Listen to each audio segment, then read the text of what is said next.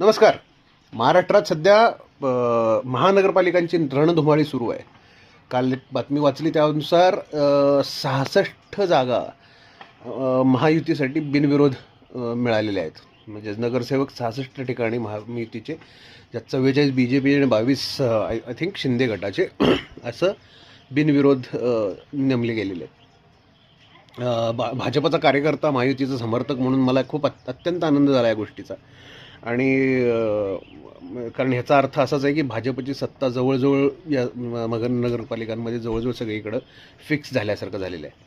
पण एक लोकशाहीचं समर्थक म्हणून जेव्हा बंगालमध्ये पण अशा 20-30% अनकंटेस्टेड गेलेल्या होत्या, जागा बिनविरोध झालेल्या होत्या, तेव्हाही जो पॉईंट मी मांडला तो आजही मी मांडतो की जसं भाजपचा कार्यकर्ता म्हणून भाजपला सरकार बनवता येणं हे माझ्यासाठी खूप आनंददायी गोष्ट आहे. पण तसंच लोकशाहीचा समर्थक म्हणून, आणि लोकशाही जगली पाहिजे, वाढली पाहिजे आणि लोकशाही असली पाहिजे याचा पॉईंट ऑफ व्ह्यूनी जर विचार केला तर हा एक प्रकारे लोकशाहीसाठी एक घातक ट्रेंड आहे. घातक अशासाठी की याचा सरळ अर्थ आहे की विपक्ष किंवा विरोधी पक्ष उरलेलाच नाही आहे. आता विरोधी पक्ष उरलेला नाही म्हणून याचं तुम्ही लगेच विरोधी पक्षवाल्यांनी BJPवरती नावं नका ठेवू. विरोधी पक्षवाल्यांनी तुमचे गुण आणि तुमचे जे एकंदरीत अप्रोच आहे इलेक्शनकडं तो बघणं गरजेचं आहे.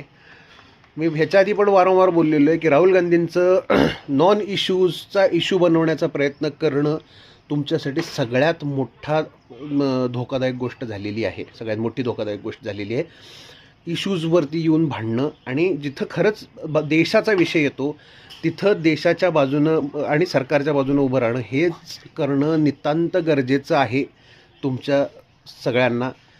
आणि अर्थातच जर तुमचा पक्ष वाचवायचा तुम्हाला तर लीडरशिप बदलणं गरजेचं आहे. पण अगेन ॲज अ भाजप कार्यकर्ता आय एम ॲब्सल्युटली हॅपी, आणि असंच होत राहू दे आणि भाजपकडं सत्ता मिळत राहू दे अशीच माझी इच्छा असेल.